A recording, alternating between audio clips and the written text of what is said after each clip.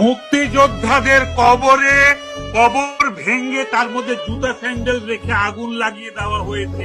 আগুন লাগিয়েছে এই ক্ষমতা দখলকারী সরকার এবং তাদের ক্যাডার।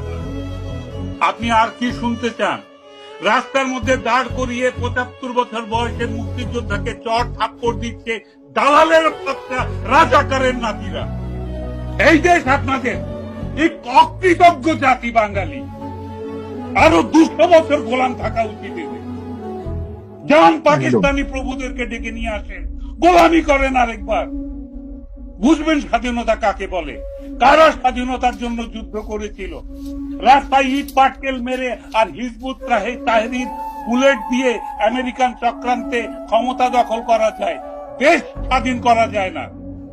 আপনারা যদি বলেন আপনারা স্বাধীন করেছেন, তাহলে আপনারা অন্য কোন শক্তির অনুসারী, আপনারা আগ্রাসী।